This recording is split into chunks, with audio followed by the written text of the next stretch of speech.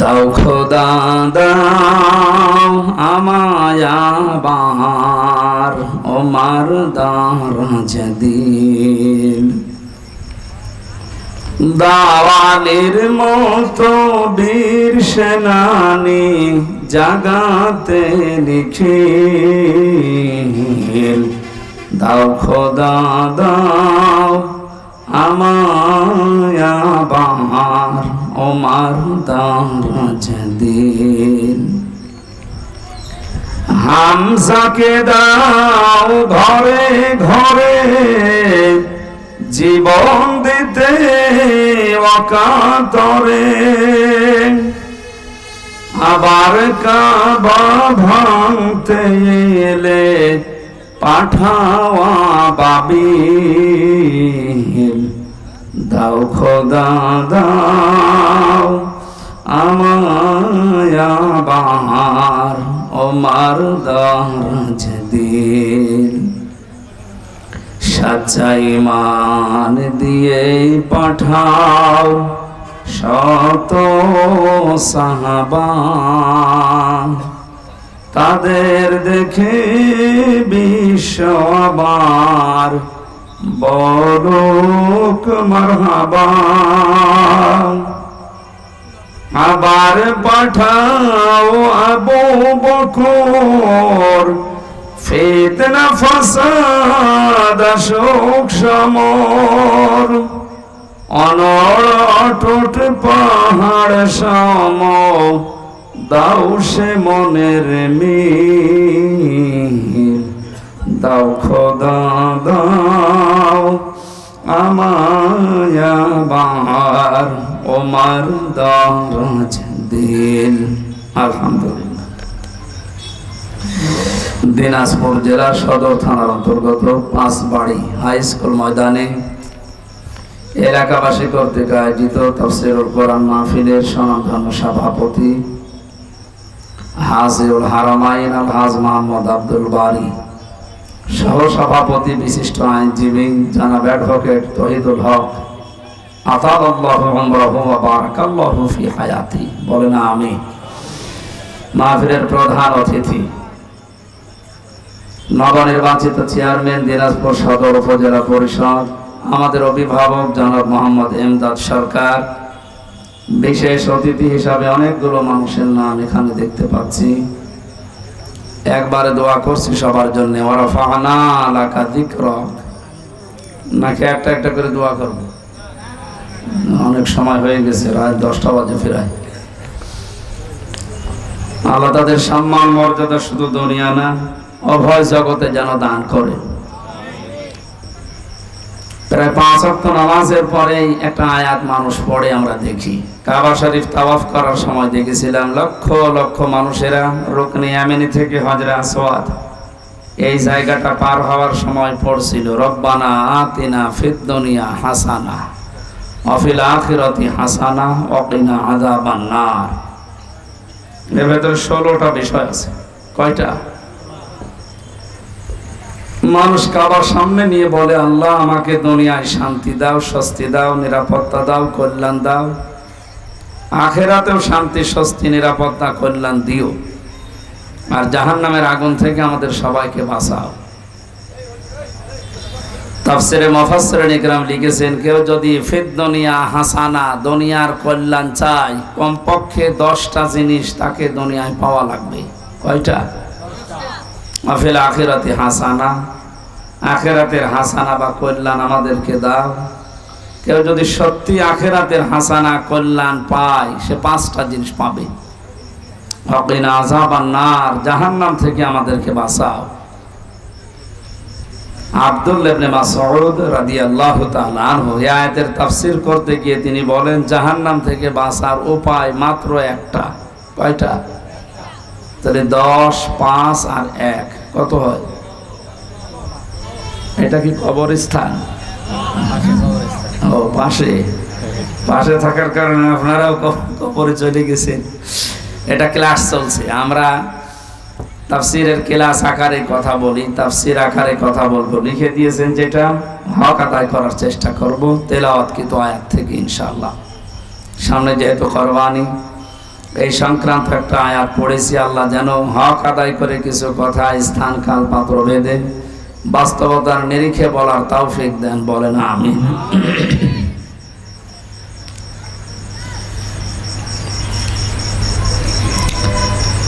দিনাজপুরবাসী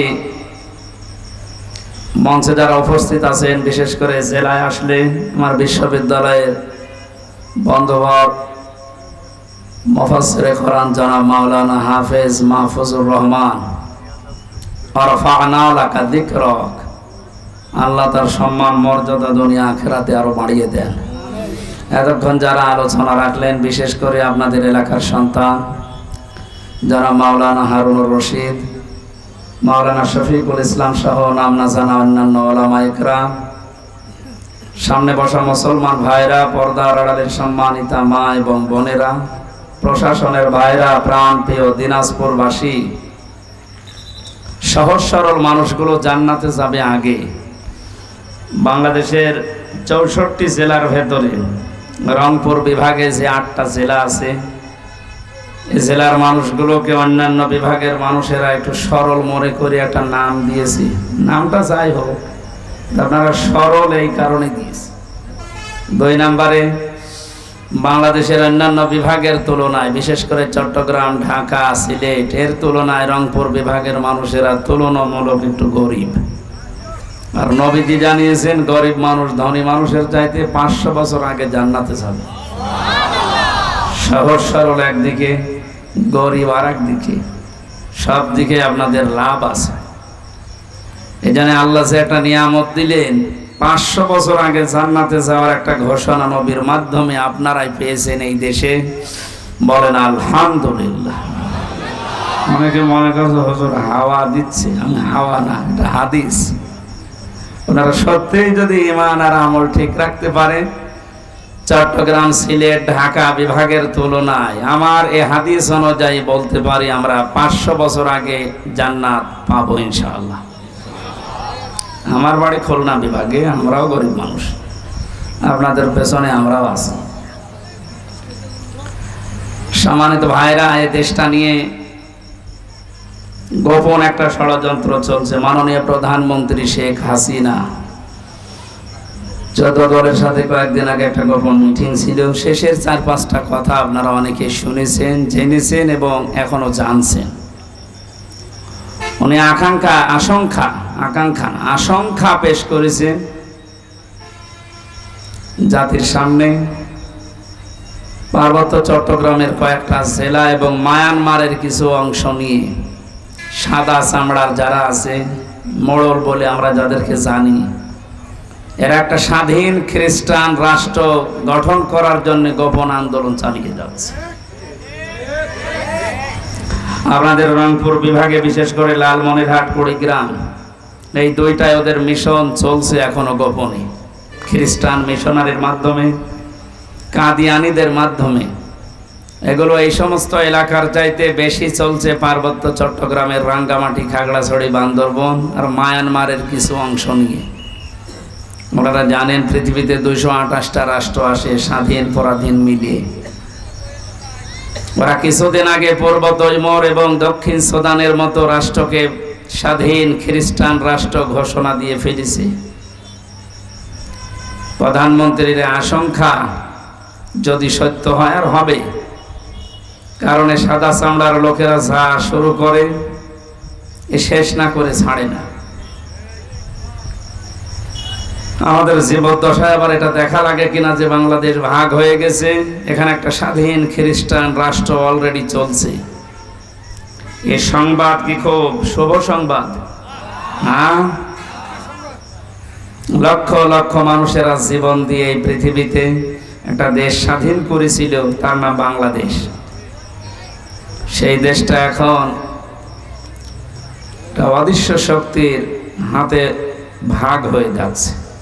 তাও মুসলমান রাষ্ট্র যদি হতো, এটা কথা ছিল, খ্রিস্টান স্বাধীন রাষ্ট্র হচ্ছে, এয়ারবেস বানানো হচ্ছে, এখান থেকে শেষ পর্যন্ত এই সমস্ত অঞ্চলের মুসলমানের তো এমনিতেই কোণঠাসা হয়ে আছে, কোন জায়গায় যে পৌঁছাবে আল্লাহ বলার মতো সুযোগ থাকবে কিনা তাও তো চিন্তায় আছে। আমরা এমনিতে যে অবস্থায় এখন বাস করছি, এরকম টুপিওয়ালা দাড়িওয়ালা 10টা মানুষকে আপনি বাড়িতে নিয়ে খাবার খাওয়াবেন, 5 বার থানায় কল চলে যাবে যে গোপন মিটিং হচ্ছে। এই যদি হয় আমাদের এখনকার অবস্থা, আর ওইটা তৈরি হয়ে গেলে কোন জায়গায় যাবে আপনি বলেন। তামাম দুনিয়ায় যে 5টা সমস্যা সবচাইতে বেশি এখন, তার ভেতরে সন্ত্রাস জঙ্গিবাদ নামে যেটা ধোয়া তুলে মুসলমানদেরকে কালার করার জন্য তামাম দুনিয়ার ইহুদি খ্রিস্টান বৌদ্ধ সব জাতিরা এক হয়ে চেষ্টা চালিয়ে যাচ্ছে। আমি মুসাফির অবস্থায় আছি, মাজলুম অবস্থায় এখনো আছি। কারণ মাজলুম হওয়ার জন্য যে 3টা বিষয় লাগে তার 3টাই আমার ভেতরে আছে। মাজলুম অবস্থায়, মুসাফির অবস্থায়, অসুস্থ অবস্থায় দোয়া করছে দিনাজপুরের ময়দানে, আল্লাহ প্রধানমন্ত্রী আশঙ্কা যেন এদেশে বাস্তবায়ন না হয়, হলে সমস্যা হয়ে যাবে আমাদের। পূর্ব তৈমুরের মতো, দক্ষিণ সুদানের মতো যদি এদেশে এখন ওরা যে কায়দায় চালায়, 228টা রাষ্ট্রের মাত্র 56-57টা মুসলিম রাষ্ট্র, বাকি কতগুলো ইহুদি খ্রিস্টান বৌদ্ধ মাজুসি রাষ্ট্র আপনি হিসাব করেন। একটা গণভোটের মাধ্যমে শেষে দেখা যাচ্ছে ঘোষণা হয়ে গেছে যে এটা দক্ষিণ সুদানের মতো, পূর্ব তৈমুরের মতো স্বাধীন খ্রিস্টান রাষ্ট্র বাংলাদেশের ওই অঞ্চল নিয়ে শুরু হয়ে গেছে। আল্লাহ তুমি আমাদের বাঁচাও, আমাদের দেশের স্বাধীন সার্বভৌমত্ব, স্বাধীনতা এটা যেন অখণ্ড থাকে, বলে না আমিন। মাসটা আরবিতে জিলকদ, জিলহজ মাস শুরু হয়ে গেছে। এ মাস আসার পরে নবীজি কমপক্ষে কয়েকটা কাজ উম্মতদেরকে করার জন্য নির্দেশ দিয়েছেন।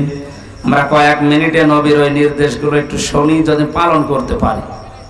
1 নম্বর, এ মাস আসলে বিশ্ব নবী রোজা রাখতেন, যেদিন কোরবানির ঈদ শুরু হবে ওই দিনের আগ পর্যন্ত। সুতরাং আজকে আমার মনে হয় রোজা রাখা ভালো ছিল। যারা রাখেন না নফল রোজা, এটা খুব জোর দিয়ে বলছি না, রাখবেন যদি পারেন। রোজা রাখলে শরীর সুস্থ থাকে এবং অনেক দিক থেকে উপকার আছে। যারা গ্যাস্ট্রিক, আলসার এই সমস্ত রোগের দোহাই দিয়ে রোজা রাখতে চান না, বিশ্বনবী যে সিস্টেমগুলো চালু করেছিলেন, প্রত্যেক মাসে 3টা করে রোজা রাখতেন, প্রত্যেক সপ্তাহে 2টা করে রোজা রাখতেন, আশুরার যে রোজা রাখতেন, জিলহজ মাসের যে রোজা রাখতেন, রমজানের রোজা রাখতেন। এগুলো খেলা করার জন্য আমাদের উপরে দেয় না। নবীজির অন্যান্য রোগ আমরা দেখতে পেয়েছি, কিন্তু কোনোদিন পেটের পীড়া, গ্যাস্ট্রিক, আলসার এই রোগ নবীজির ছিল না। কারণ রোজা রাখলে ওই রোগগুলো আস্তে আস্তে ভালো হয়ে যায়। সুবহানাল্লাহি ওয়া বিহামদিহি। যাদের অভ্যাস আছে আপনারা রাখবেন, সুস্থ থাকতে পারবেন। 2 নম্বরে, মাস আসলেই নবীজি জিকির বাড়িয়ে দিতেন। কি বাড়াতেন? বলেন বলেন। জিকির মানে আমাদের তাহেরি ভাইয়ের মতো জিকির না, এও জিকির করে। আল্লাহর নামে কিছুক্ষণ জিকির চালায়, এরপরে এমন এমন মানুষের নাম নিয়ে জিকির করে যেটা প্রকাশ্য শিরিক। প্রকাশ্য কি? তার কথাগুলো কোরআনে কারিমের 2টা আয়াতের পুরা বিরুদ্ধে। সূরা আনআম 50 নম্বর আয়াত আর সূরা হুদ 34 নম্বর আয়াত। এই সমস্ত আয়াতের পুরা বিরুদ্ধে ওই মাওলানার কথা। মাওলানা বলে ভুল হবে।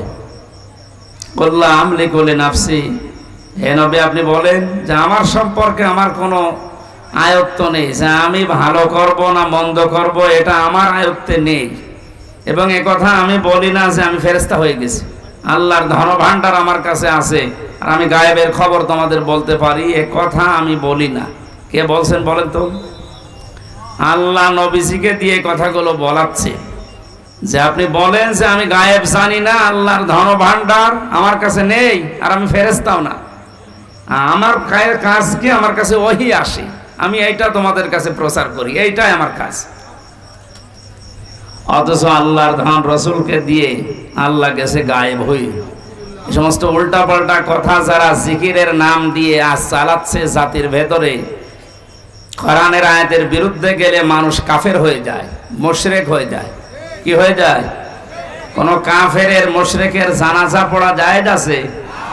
এখন যারা জেনারেল শিক্ষিত মানুষগুলো, বিশেষ করে নবনির্বাচিত চেয়ারম্যান সহ যারা বসে আছে, এ কথা বললে ওনারা ধারণা করবে এক হুজুর আর এক হুজুরের বিরুদ্ধে বলছে। ও হুজুর ওরে বললে গুনাহ হবে, ওর তো আর ইমানই নেই, ও তো কাফের হয়ে গেছে। কোন কাফেরের মুশরিকের জানাজা পড়া জায়েজ আছে? কেউ যদি জেনে শুনে কোনো হারাম কাজ করে তারও ঈমান নষ্ট হয়ে যায়। আমি জেলখানায় 3টা বছর পার করে আসলাম, কয়েকদিন আগে এসেছি।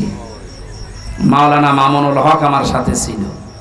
যতদিন ওনার সাথে সকালে আর দুপুরে খাবার খেতাম, মাঝে মাঝে আমারে বলতো, হামজা যদি বাইরে যেতে পারি জীবনে কোনো কাফের মুশরিকের জানাজা পড়াবো না, যাবো না।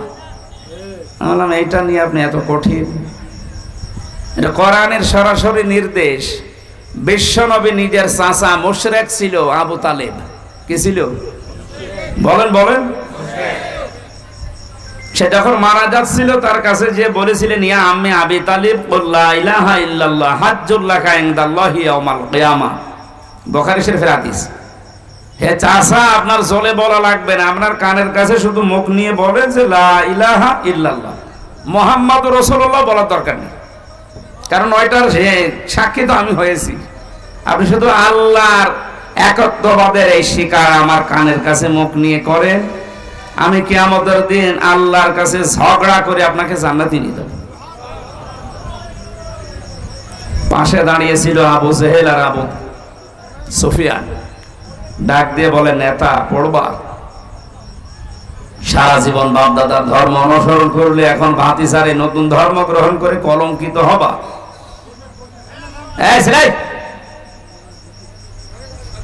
আমি কি আর কি মারছি? কথা বলেন কোন কারণ? আপনি যে যেখানে আছেন ওখানে বসেন, না দাঁড়িয়ে থাকেন, কথা বলবেন না। মাত্র 1 ঘন্টা আমরা কথা বলবো। যে যেখানে আছেন দাঁড়িয়ে থাকেন, বসেন, অসুবিধা নেই। গরমের ভেতরে কি বলবো? এই এখানে বসো। এই ছেলে, 8 সাজ্জ তো যাও, এখানে যাও।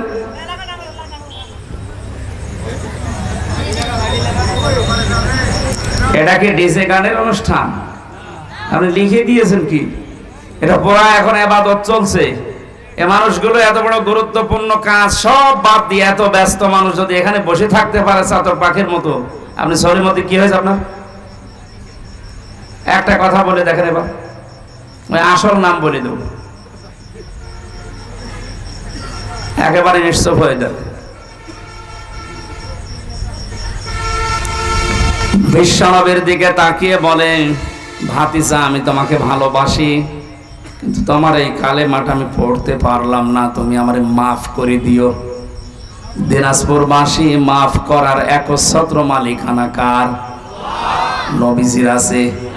নবীজি কাউকে মাফ করতে পারে? নবীজির মন খারাপ হয়ে গেল।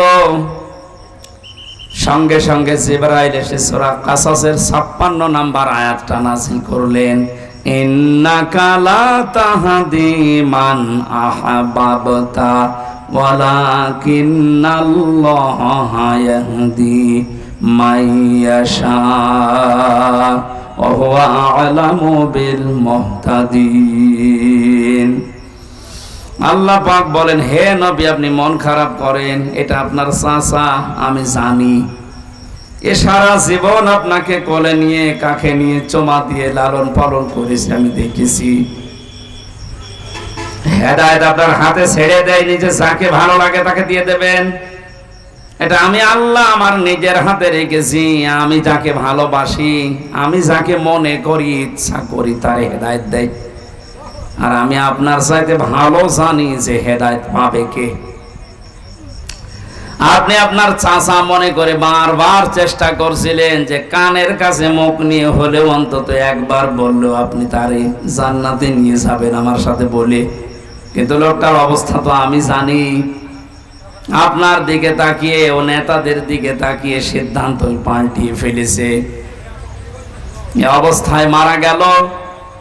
নবীজি আবু তালিবের কবরের পাশে দাঁড়িয়ে পর্যন্ত দোয়া করেছিলেন, হে আমার মাবুদ, আমার চাচা আবু তালিবকে তুমি মাফ করে দাও। সঙ্গে সঙ্গে ফেরেশতা জিবরাইল এসে বলে, হে নবী হাত নামান। কার জন্য হাত তুলেছেন? এই লোকটা আপনার চাচা আল্লাহ তো ভালোভাবে জানে, কিন্তু লোকটা তো মুশরিক। লোকটা কি বলো না কেন? মা কানা লিন নাবিয়্যি ওয়াল্লাযীনা আমানু আন ইস্তাগফিরু লিল মুশরিকিনা ওয়ালাউ কানু লি কুরবা ইলা আখিরি আয়াত। সূরা তাওবা 11 নম্বর পারার 4 নম্বর পৃষ্ঠা 4 নম্বর লাইনের 113 নম্বর আয়াতের প্রথম অংশে আছে। তাফসীর ইবনে কাসির থেকে বলছি, আল্লাহ পাক বলেন, হে নবী, কোন নবীর জন্য, কোন ইমানদারের জন্য এটা জায়েজ না, শোভনীয় না, উচিত না, বৈধ না যে কোন মুশরিকের জন্য আমি আল্লাহর কাছে ক্ষমা চাবে, যদিও ওইটা নিজের নিকটাত্মীয় হয়। এটা আপনার চাচা, আমি তো জানি আপনার আপন চাচা, কিন্তু লোকটা মুশরিক। আপনার জন্য শুধু না, কিয়ামত পর্যন্ত এই আয়াতটা কোরআনে থাকবে। ইমানদার যারা, তারাও যেন মুশরিকের জন্য দোয়া না করে, ক্ষমা না চায়। এই আয়াত আমি মানালাম? হ্যাঁ, আপনি একটু চিন্তা করেন তো, যে নবী হাত তুললে আল্লাহ ফেরত দিয়েছে, আমি কোনোদিন পাইনি। ওনার হাতও তোলা লাগে নাই, মনের ভেতরে কামনা বাসনা আসলে কবুল হয়ে যেত। আমরা জানি যে কাবা শরীফ বাদ দিয়ে নবীজি 16 থেকে 17 মাস পর্যন্ত বাইতুল মুকাদ্দাসের দিকে নামাজ আদায় করেছিলেন।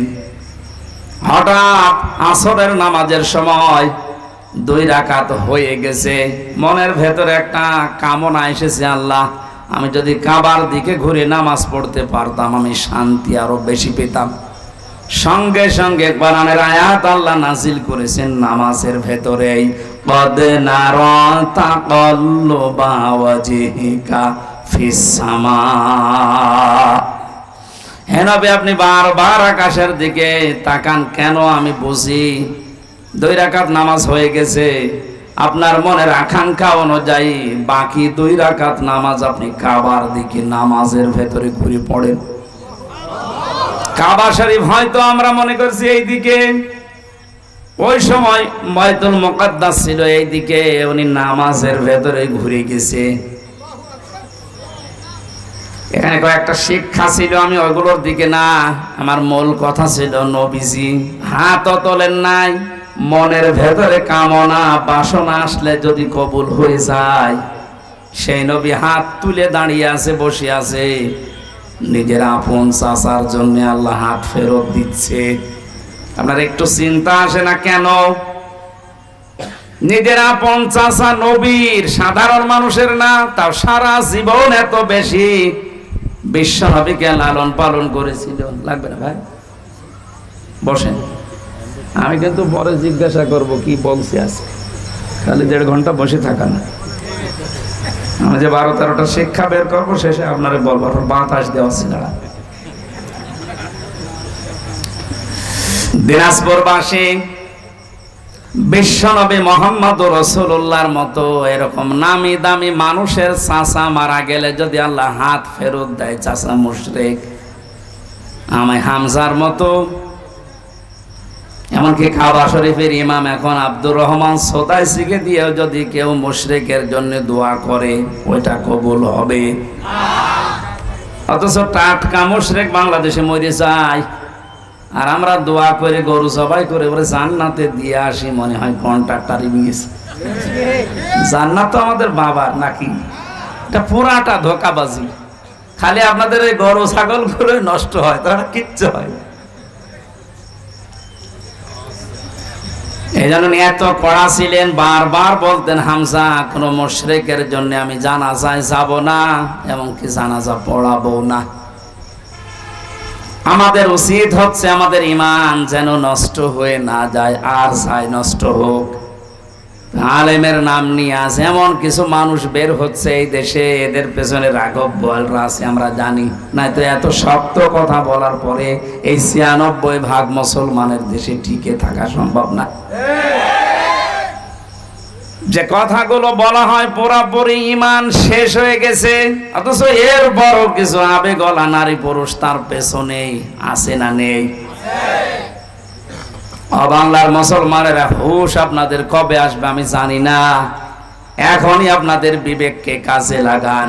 ওয়াকালু লাউ কুন্না নাসমাউ আও নাকিলু মা কুন্না ফি আসহাবিস সাঈর। সূরা মুলকের 10 নম্বর আয়াতটা একটু ভালো করে খেয়াল করেন, আল্লাহর কথা। জাহান্নামে সাঈরের দরজা দিয়ে যখন মানুষ প্রবেশ করবে, দারোয়ান ফেরেশতা মালিক জিজ্ঞাসা করবে যে কেন এসেছেন আপনি জাহান্নামে সাঈরে। আমি এর আগে অনেকবার বলেছি জাহান্নামে একটা, জাহান্নামের দরজা 7টা। নিয়ে আসেন, আসেন যারা দায়িত্বে আছেন। এ থানার ওসি, সম্মানিত ওসি ফরিদুল স্যার তো আসতেছেন, আসেন আমাদের স্টেজে আসেন, চেয়ারে নিয়ে দেন। আমরা যে কথাটা বলছিলাম, শিরিক যদি কোনো মানুষ করে, এ লোকটা যদি মুশরিক সত্যি সত্যি প্রমাণ হয়ে যায়, এর জানাজা পড়া, এর জন্য দোয়া করা হারাম। আর কেউ যদি জেনে শুনে কোনো হারাম কাজ করে, তার ঈমান নষ্ট হয়ে যায়। এ পর্যন্ত বুঝেছেন? সুতরাং যারা জাতিকে আর শিরিকের দিকে ধাবিত করছে জিকিরের নাম নিয়ে, জিকির হবে কার নামে বলেন তো? আল্লাহ বাদ দিয়ে কেউ যদি আলী বাবা, শাহ আলী বাবা, দয়াল বাবা, পাগলা বাবার নামে জিকির করে, ও শিরিক করছে না? আর শিরিক করলে তাকে বলা হয় মুশরিক। আর মুশরিকের জানাজা পড়া, দোয়া করা জায়েজ আছে? এখন তো ফতোয়া আপনারা দিতে পারবেন। এজন্য জিলহজ মাস শুরু হওয়ার পরে নবীজি যে 2 নাম্বার কাজ বেশি করতেন সেটা জিকির। কিন্তু এটা হওয়া লাগবে কার নামে? আরো জোরে। জিকিরের শব্দ আমরা কোরআন হাদিসে পেয়েছি মাত্র 4টা। সুবহানাল্লাহ, আলহামদুলিল্লাহ, লা ইলাহা ইল্লাল্লাহু, আল্লাহু আকবার। জিকিরের শব্দ কয়টা বলেন তো? জিকিরের সিস্টেমও আছে 4টা। যেমন তেমন ভাবে যা তা করে আপনি করবেন, এটা ইবাদত হবে না। কারণ এই জিকির তো আর খেলা তোলা জিনিস না, এটা একটা ইবাদত। এটা কি? নামাজে দাঁড়িয়ে যেমন এদিক ওদিকে তাকালে নামাজ হয় না, কথা বললে নামাজ হয় না, হাসলে নামাজ হয় না, হয়? বলেন। নামাজের ভেতরে যদি মন এদিক ওদিকে চলে যায়, আমলে কাসির হয়, তাও নামাজ হয় না। তাহলে ওটা যদি ইবাদত হয়, জিকিরও কি? জিকির যদি ইবাদত মনে করে কেউ করে থাকেন, শব্দ হচ্ছে জিকিরের। আবার বলেন তো কয়টা? বলেন। সিস্টেম 4টা। 1 নম্বরের শব্দ হচ্ছে আযকুর রাব্বাকা ফি নাফসিকা তাদাররুআ ওয়া খিফাতা ওয়া দুনাল জাহরি মিনাল কাওলি ইলা আখির আয়াত। সূরা আরাফের 205 নম্বর আয়াতের প্রথম অংশে আছে, হে নবী আপনার রবকে আপনি যখন ডাকবেন মনে মনে ডাকবেন। কিভাবে? দিনাজপুরবাসী এটা রেকর্ড হচ্ছে, কালকে সারা দুনিয়ায় ছড়াবে। সবাইকে উদ্দেশ্য করে বলছি, জিকির যেহেতু ইবাদত, আর জিলহজ মাস আসলে নবী যেটা বাড়িয়ে দিতেন, সুতরাং পদ্ধতি নেওয়া লাগবে নবীর কাছ থেকে, কোনো বাবার কাছে না। 1 নম্বরে শব্দ কি? সুবহানাল্লাহ। 2 নম্বরে আলহামদুলিল্লাহ। 3 নম্বরে লা ইলাহা ইল্লাল্লাহ। 4 নম্বরে আল্লাহু আকবার। এর বাইরে কোনো জিকিরের শব্দ নেই। যদি থাকে ওগুলো দোয়া দরুদ। আমি কিছুক্ষণ আগে যেটা বললাম ওটা কোরআনের আয়াত, দোয়া হিসাবে আমরা পড়ি, রব্বানা আতিনা ফিদ দুনিয়া হাসানা, দুনিয়ায় আমাদের কল্যাণ দাও। ওটা একটা দোয়া, আমরা পড়ি কোরআনের আয়াতকে দোয়া হিসাবে। আর জিকির এটা ইবাদত, এটা নামাজের মতো, হজের মতো, যাকাতের মতো। এটা কি বলেন? শব্দ যে 4টা বললাম, এর বাইরে কোন শব্দ আছে? এমনকি ইয়া রাসূলুল্লাহ, ইয়া রাসূলুল্লাহ জিকির করা হারাম। জিকির রাসূলের নামে নেই, রাসূলের নামে আছে দরুদ শরীফ। রাসূলের নামে কি জিকির? শুধুমাত্র করা লাগবে কার নামে? উযকুরুল্লাহ কামা আল্লামাকুম। জিকির করো ওইভাবে যেভাবে আল্লাহ শিখিয়েছেন। তা আল্লাহ সূরা আরাফের 205 নম্বর আয়াতে তো শিখিয়ে দিলেন আপনার রবের জিকির করবেন মনে মনে। 2 নম্বরে ভীত সন্তুষ্ট হয়ে, 3 নম্বরে কান্না জড়িত কণ্ঠে, 4 নম্বরে উচ্চ আওয়াজ বাদ দিয়ে। এই রেকর্ডকৃত বিষয় ছড়িয়ে দেবেন কালকে। সারা পৃথিবীর মুসলমানদেরকে বলছি, যেখানে যান এই চারটা সিস্টেমের বাইরে যদি কেউ জিকির দেয়, ওটা জিকির না, ওটা ওর ফিকির। আমি আশা করি এটা ক্লাস চলছে, আপনি ছাত্রের মতো বুঝেছেন, নাকি আমি রিপিট করব? এক ছাত্র এসে কাঁদছিল বাবার কাছে, জিজ্ঞাসা করছে, কি কাঁদো কেন? কথা বলে না। কি কাঁদো কেন, কিছু বলো। রেজাল্ট দিয়েছে। রেজাল্ট দিয়েছে তো ভালো, ফেল করেছে না পাস করেছে? ছেলেটা বলছে, আব্বা ফেল করলে তো কথা ছিল, ছিলাম 5-এ, নামিয়ে দিয়েছে 3। এরকম ছাত্র নয় তো আপনার? আবার আমি যা বলছি মনে থাকতেছে? সকালবেলা থেকে জীবনে কার্যকারী করা লাগবে। সুতরাং জিকিরের নামে উল্টাপাল্টা সবচাইতে বেশি এটা ভেজাল চলে বাংলাদেশ, ভারত আর পাকিস্তানে। পৃথিবীর বহু জায়গায় আমি আল্লাহর রহমতে গেছি, পাইনি। জিকির একটা ইবাদত, ওরা ইবাদতের মতো করে। অথচ এই 3টা দেশে এমন এমন জিকির চালু করেছে, দেখুন কোরআনে নেই, হাদিসে নেই, করলেই মানুষ মানে ঈমান হারা হয়ে যায়। আল্লাহর নাম বাদ দিয়ে আলী বাবা, শাহ আলী বাবা, কি বাবা বাবা নাম তুলিস আল্লাহ জানে। আল্লাহ আমাদেরকে বোঝার তৌফিক দিন, বলেন আমিন। জাহান্নামের এই মালিক যে দারওয়ান ফেরেশতা দাঁড়িয়ে আছে, ও কিন্তু জিজ্ঞাসা করবে যে কেন আসলে এখানে। ওরা 2টা কথা বলবে। যারা জাহান্নামে যাবে তারা কথা বলবে কয়টা? তারা বলবে, আমরা 1 নম্বরে শোনার পরে না শোনার ভান করে থাকতাম। এই চরিত্রের মানুষ দেশে নেই? আছে মানে আমরাই তো। এদের কোরআন হাদিসের কথা কম বলা হয়?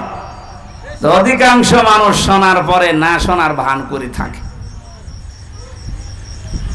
অমানা যুলামু মিম্মান ইফতারা আলাল্লাহিল কাযিবা ওয়া হুয়া ইদআ ইলাল ইসলাম। সূরা সাফের 7 নম্বর আয়াতের প্রথম অংশে আল্লাহ জানিয়েছেন, এ পৃথিবীতে আমি আল্লাহর ভাষায় সবচাইতে বড় জালেম হচ্ছে ওই লোকটা যাকে ইসলামের দিকে ডাকা হয়, আহ্বান করা হয়, অথচ এই লোকটা ঘাড় ঘুরিয়ে অন্য দিকে চলে যায়। আর এই চরিত্রের মানুষ আমাদের দেশে বেশি। জাহান্নামে লাশার বর্ণনা পড়েছিলাম কোরআনে কারিমের সূরা মারিজে। আল্লাহ পাক জানিয়েছেন, কাল্লা ইন্নাহা লাযাব নাসাআতাল লিশাওয়া। জাহান্নামের লাশা একটা দরজার নাম। এখানে ওসি সাহেব আছে, চেয়ারম্যান আছে, জেনারেল শিক্ষিত মানুষ। ওনারা যদি জিজ্ঞাসা করেন জাহান্নাম কয়টা, আমার মনে হয় 1 বাক্যে বলবে 7টা। জিজ্ঞাসা করে দেখেন। অথচ কোরআনে কারিমে, হাদিসে, আমি তো কোরআনের উপরে অনার্স মাস্টার্স করেছি, আমি দেখেছি পড়া কোরআনে কোন জায়গায় জাহান্নাম 7টা এ কথা নেই। লাহা সাবাআতু আবওয়াব। আল্লাহ বলেন জাহান্নামের দরজা 7টা। কয়টা? লিকুল্লি বাবিম মিনহুম জুজউম মাকসুম। পৃথিবীতে যে যেই ধরনের অপরাধ করবে, গুনাহ করবে, আল্লাহ তাকে ওই দরজা দিয়ে প্রবেশ করিয়ে শাস্তি দেবে। এখানে যে বর্ণনা চলছে, কোন দরজা? লাযা। বলেন বলেন। আগেরটা গেল সাঈর। 2টা কারণে আল্লাহ সাঈর নামে ওই দরজা দিয়ে প্রবেশ করিয়ে শাস্তি দেবে। 1 নম্বরে যারা শোনার পরে না শোনার ভান করে থাকতো। 2 নম্বরে যারা তাদের আকল, তাদের কমন সেন্স, যাদের বিবেক কাজে লাগাতো না দুনিয়ায়, এই 2টা গুণ যাদের, তাদের সাঈরে আল্লাহ দেবে। আল্লাহ যায় দেওয়ার জন্য 2টা গুণ আমরা পেয়েছি। 1 নম্বরে তাদউ মান আদবারা ওয়া তাওয়াল্লা। জাহান্নামে লাযার এই দরজা তাদেরকে ডাকবে যারা সত্যকে সত্য জানার পরও ঘাড় ঘুরিয়ে চলে যেত। আর এটাও বাংলাদেশে বেশি। আমাদের জাতির পিতা হযরত ইব্রাহিম নবী আলাইহিস সালাম, তিনি আমার আল্লাহকে খোঁজ করার জন্য নিজের তরফ থেকে চেষ্টা করে করে খুঁজে নিয়েছিলেন। কখনো রাতের বেলা আকাশের তারকা, চাঁদ, দিনের বেলায় সূর্য, গাছ, এ সমস্ত জিনিসগুলো দেখে দেখে যেই অস্ত্রমিত হয়ে যেত, বলতো না, যা ডুবে যায় সেগুলো আমার মালিক হতে পারে না। তিনি শেষে ঘোষণাই দিয়েছিলেন, হে আমার জাতির লোকেরা শুনে রাখো, ইন্নী ওয়াজ্জাহাতু ওয়াজহিয়া লিল্লাযী ফাতারাস সামাওয়াতি ওয়াল আরদা হানিফা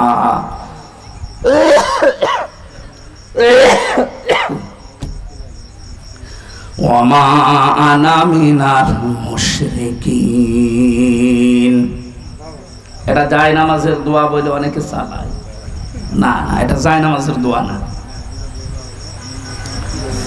এখানে অনেকগুলো বিষয় শেখার আছে। যারা ইসলাম সম্পর্কে না জেনে এরকম উল্টাপাল্টা কাজ ইবাদত মনে করে করেন, এগুলো বেদাত হবে। এটা কি জায়নামাজে দাঁড়ানোর দোয়া? এটা কোরআনে কারিমের সূরা আনআম ৭৯ নম্বর একটা আয়াত। এই আয়াতটার ভেতরে তিনটা বিষয় আল্লাহ মানুষকে জানাতে চেয়েছেন। মানুষ যখন মেন্টালিটি ঠিক করবে, নামাজে দাঁড়ানোর প্রস্তুতি নেবে, তখন যেন আল্লাহু আকবার বলার পরে এই দোয়াটা আগে পড়ে, এরপরে নামাজ শুরু করবে। আল্লাহকে বলা লাগে যে ইন্নী ওয়াজ্জাহাতু, আমার চেহারা আমি ঘুরিয়ে দিলাম। চেহারা মানে শুধু এটা না, এটা আমরা জানি যে মুসলমান তামাম দুনিয়ার সব মুসলমান একটা শরীরের মতো। একটা শরীরের মতো কোনো জায়গায় যদি আঘাত লাগে, শরীরের মাথা যেমন টের পায়, তামাম দুনিয়ার মুসলমানের কোন জায়গায় যদি আঘাত লাগে, বাংলাদেশ থেকে অন্তত আপনি এটা টের পাবেন। আমি কয়েকদিন আগে একটা ঘটনা শুনছিলাম। চিত্রনায়ক ছিল মিঠুন, নাম শোনেননি? এই লোকটা পরবর্তীতে সিনেমা জগৎ ছেড়ে দিয়ে চলচ্চিত্র বাদ দিয়ে চলে আসে ইসলামের লাইনে।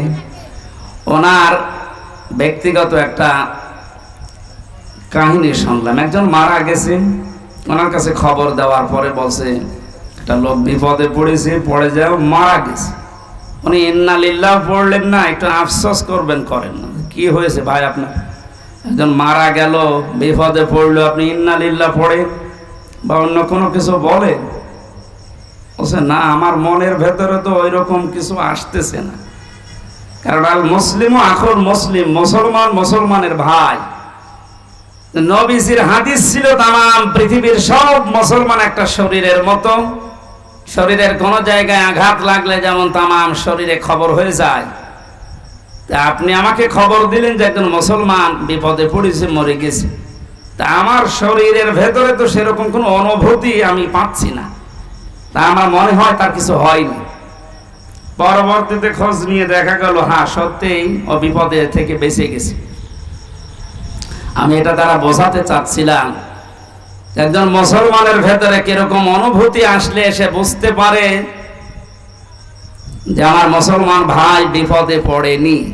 তাম দুনিয়ার মুসলমানেরা যদি আজ নবীজির হাদিস অনুযায়ী একটা শরীরের মতো আমরা হতে পারতাম, আমার মনে হয় ফিলিস্তিনে যে অবস্থা চলছে আরো অনেক আগে স্বাধীন হয়ে যেত।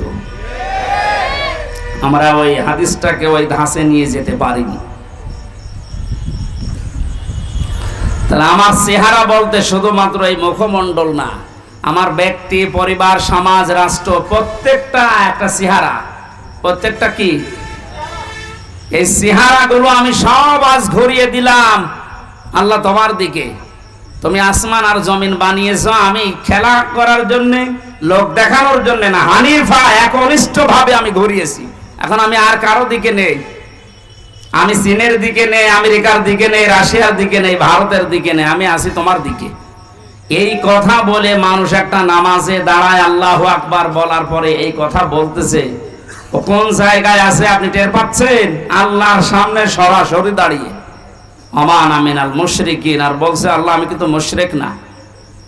জাতির পিতা হযরত ইব্রাহিম আল্লাহকে খোঁজ করে করে তিনি পেয়েছিলেন, আর আমাদেরকে ইসলামের নিয়ম নীতিগুলো চোখে আঙ্গুল দিয়ে দেখিয়ে দিলেও আমরা অনেকে মানতে চাই না। আমি এটা বোঝাতে চাচ্ছিলাম, জাহান্নামে লাজার এই দরজা তো তাদের ডাকবে যে মানুষগুলোকে সত্য জানার বড় যারা অহংকার করে ঘাড় ঘুরিয়ে দুনিয়া থেকে মুখ ফিরিয়ে চলে। আর এটা দিন দিন এদেশে বেড়ে যাচ্ছে। যারা মাল সম্পদ জমা করে আর এগুলো সংরক্ষণ করা যায় কি করে সেই চেষ্টায় থাকে সব সময়। এই আয়াতের তাফসীর অনুযায়ী দুইটা কথা খুব গোপনে বলছি, মাইক বাদ দিয়ে বলবো নাকি? কোরআনে কারিমে আল্লাহ রাব্বুল আলামিন জানিয়েছেন, ওমান আ'রাদা আন যিকরি ফাইন্না লাহু মাঈশাতান দনকা ওয়া নাহশুরুহু ইয়াওমাল কিয়ামাতি আ'মা। সূরা তাহা 124 নম্বর আয়াতে আল্লাহ পাক জানিয়েছেন, আল্লাহর বিধান, আল্লাহর আইন বাদ দিয়ে পৃথিবীতে কেউ যদি উপায় করে, টাকা পয়সা কামাই করে, ইনকাম করে, দুইটা ক্ষতি হবে তার। এক নম্বরে আল্লাহ তার দুনিয়ার জীবনটা দঙ্কা সংকীর্ণ করে দেবে। দঙ্কা শব্দের যতগুলো ব্যাখ্যা আমি পেয়েছি বিভিন্ন তাফসিরে, বিশেষ করে ফি জিলাল কোরআন, সাইয়্যিদ কুতুব রহমাতুল্লাহ আলাইহি উনি দঙ্কার ব্যাখ্যায় 7টা বিষয় তুলে এনেছেন। আপনারা শুনতেছেন নাকি আমি মাছের কাহিনী শুরু করব? মনোযোগ সহকারে শুনতেছে তো? না, আমার মাছের কাহিনী মুখস্থ আছে, আমি বলি আপনারা তা ধরে বসে থাকেন। এটা ক্লাস চলছে, বললাম 1 ঘন্টার কোরআনের একটা ক্লাস চলছে, ক্লাসের মতো আরো অ্যাক্টিভ হয়ে থাকেন, সব বাদ দেন। যারা ইনকাম করবে অবৈধ দুনিয়াতে উল্টা পাল্টা, তাদের এই ইনকামের বিষয়ে দঙ্কা দিয়েছেন আল্লাহ। কি দিয়েছেন? এটা মনে হয় ফেরেশতাদের জন্য। কাদের জন্য? যেহেতু ইনকাম উপায় আমরা করি, আর কোরআন আল্লাহ আমাদের উপরে নাযিল করেছে, আর এই কোরআনে এই আয়াত আছে সূরা তাহা 19 নম্বর পৃষ্ঠা 124 নম্বর আয়াত। কিছুই লাগবে না ভাই।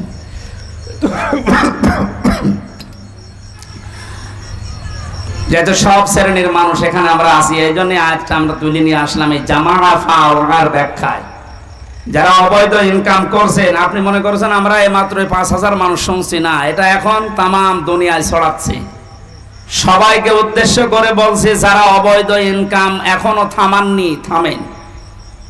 টাকা পয়সা যারা জমা করতেই আছেন, আর রক্ষণ করবেন কি করে, সংরক্ষণ করে রাখবেন, এই চিন্তায় আছেন না, আপনি পারবেন না। তাহলে আল্লাহ দঙ্কা এই শব্দটা মিথ্যা হয়ে যাবে। আল্লাহ তার কোরআনকে দুনিয়ায় মিথ্যা প্রমাণ করবে? বলেন। সুতরাং এর ভেতরে যা আছে কার্যকর 100 ভাগ হবে, আর এটা যে হচ্ছে আপনাকে আমি দেখাচ্ছি। দাঁড়ান, দঙ্কার কয়টা ব্যাখ্যা বললাম? বলেন বলেন। 1 নম্বরে দুনিয়ার চর্ম চোখে আপনি দেখতে পাবেন আয় উন্নতি ভালোই হচ্ছে, বিভিন্ন লাইন দিয়ে অর্থ সম্পদ, টাকা পয়সা, বাড়ি গাড়ি, ব্যাংক ব্যালেন্স হয়ে যাচ্ছে। টাকা আসবে হয়তো আপনার 10 লাইন দিয়ে। আল্লাহ বলেন, আমার আইন, আমার বিধান, আমার জিকির বাদ দিয়ে যদি ওগুলো উপায় হয়, তোমার ওই টাকা ব্যয় হবে 15 লাইন দিয়ে। ওগুলো আসবে হয়তো 10 লাইন দিয়ে, বাজারের টাকা, ব্রিজের টাকা, কালভার্টের টাকা, কত জায়গায় আপনি সব সেট করে রেখেছেন, শুধু নিজে কিছু করেন না, ফেরেশতা সেট করা আছে। মাসে মাসে ওখান থেকে আপনার অ্যাকাউন্টে টাকা আসবে 10 লাইন দিয়ে, যাবে 15 লাইন দিয়ে। 2 নম্বরের ব্যাখ্যা, যারা অবৈধ ইনকাম করে, তাদের এই অবৈধ জিনিস আল্লাহ দুনিয়াতে তাদের ভোগ করতে দেয় না। এটা যে দেয় না তার প্রমাণ বাংলাদেশে নেই, নাম ধরা লাগবে।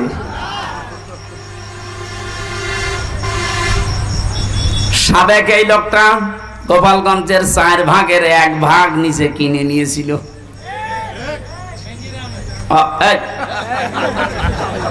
অথচ ওনার যা বেতন, উনি যদি মরণ পর্যন্ত বেতন পায়, তাও তো এই জমি কেনা সম্ভব না। একটা জেলার 4 ভাগের 1 ভাগ যদি একজনের হয়, তা আমরা কি ঘাস কাটছি? বলেন, এই লোকটার এখন কি আছে? সব হাইকোর্টের মাধ্যমে সরকার নিয়েছে। বাইরে যা ছিল সেগুলো তো বাজেয়াপ্ত।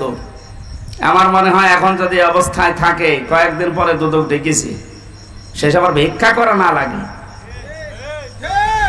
দঙ্কায় আল্লাহর যে কথা ছিল যে দুনিয়ায় অবৈধ ইনকাম যারা করে, ওদের ওই সম্পদ আল্লাহ দুনিয়ায় ভোগ করতে দেয় না, এটা কি আমেরিকায় যে ব্যাখ্যা করা লাগবে? এ দেশে ব্যাখ্যা শুনে বোঝা যাচ্ছে না? দুনিয়ায় যারা 3 নম্বরের ব্যাখ্যা যারা পৃথিবীর ময়দান থেকে এভাবে উপায় করে ওদেরকে আল্লাহ অপমৃত্যু দেয়। মানুষগুলো তো ঈমান নসিব হয় না, এমন মৃত্যু হয় দুনিয়া আটকে ওঠে। আমার ঝিনাইদার একজন কয়েকদিন আগে গেছে 200 কোটি টাকার মামলা। আপনি মনে করেন কি যে 200 কোটি টাকা আপনার এই মুরব্বীরে যদি এখন থেকে বসিয়ে দেন মরণ পর্যন্ত শুধু গুনতে থাকবে, শেষ করতে পারবে না। 200 কোটি, এটা মানুষের কয় টাকা লাগে এ দুনিয়া চলতে বলেন? মামলা হওয়ার পরে কি হয়েছে দেখেছেন? লাশের টুকরো খুঁজে পাওয়া যাচ্ছে না। তার মেয়ে এখন কান্নাকাটি করছে যে একটা টুকরো অন্তত দেন, অন্তত লাশটা মনে করে দাফন করি, জানাজা পড়াই, তাও পাচ্ছে। কয়েকদিন আগে ভারতের কলকাতার একটা খেজুর গাছে নাকি 2টো বিসি ঝুলেছিল। অনেকে বলছে এইটা এই লোকের বিসি। আমি দেখলাম ফেসবুকে যে বিসি মানুষের অত বড় হওয়ার কথা না, এর ছাগলের বিসি হবে। হয়তো ছাগল জবাই করে বিসি এরকম ঝুলিয়ে দিয়েছে। কোন জায়গায় আল্লাহ নামিয়েছে আপনি তাকান। আপনি এখনো অবৈধ ইনকাম বন্ধ করেন না, উল্টা পাল্টা মামলা দিয়ে মানুষকে আপনি কালার করে দিন। এজন্য এগুলো করেন না। যারা মানুষের নামে মিথ্যা মামলা দেন, মানুষকে হয়রানি করেন, এর মাধ্যমে জুলুমের মাধ্যমে অবৈধ টাকা ইনকাম করেন, টাকা আপনি ভোগ করে যেতে পারবেন না। যদি করতে পারেন তাহলে এই আয়াত মিথ্যা হয়ে যাবে, কোরআন শরীফ জীবনও মিথ্যা হবে না। 2 নম্বর আপনার অপমৃত্যু হবে, আপনি ঈমান নিয়ে যেতে পারবেন না, বেঈমান হয়ে মরবেন। এগুলো আল্লাহ একটা একটা করে দেখাচ্ছে। এরকম চোখে আঙ্গুল দিয়ে দেখিয়েও যদি আমাদের পরিবর্তন না আসে, তারপর কবে হুঁশ আসবে আমাদের? আমার দাদা মারা গেছে আমি জেলখানায় থাকতে, উনি মাঝে মাঝে বলতো যে গন্ডার এর চামড়া এত মোটা, এর কাঁতো কুতু দিলে নাকি 3 দিন পরে টের পায় যে কাঁতো কুতু লেগেছে। এক লোক শ্বশুর বাড়ি যাচ্ছিল, দেখা রাস্তার পর এক গন্ডা কাঁতো কুতু দিয়েছে। কি গো, আমারে কাঁতো কুতু দিলে আমি হাসি, আর এ হাসে না কেন? 3 দিন শ্বশুর বাড়ি থাকার পরে আসার সময় দেখছে হ্যাঁ গন্ডার হাসতেছে।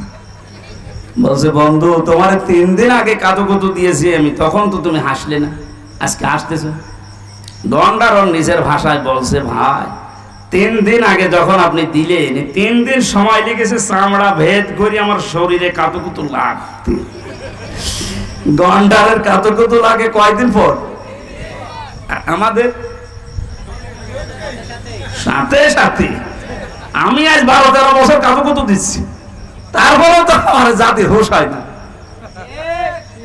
সে বিশ্ববিদ্যালয়ে 10 সালে ভর্তি হওয়ার পরে আমি মনে হয় 11-12 সাল থেকে ওয়াজের মাহফিলে, 12 সাল থেকে 24 সাল, এই 12 বছর কত 3 বছর নাই ছিলাম ভেতরে, 9 বছর তো কাঁতো কুতু দিয়েছি বিভিন্ন কায়দায়।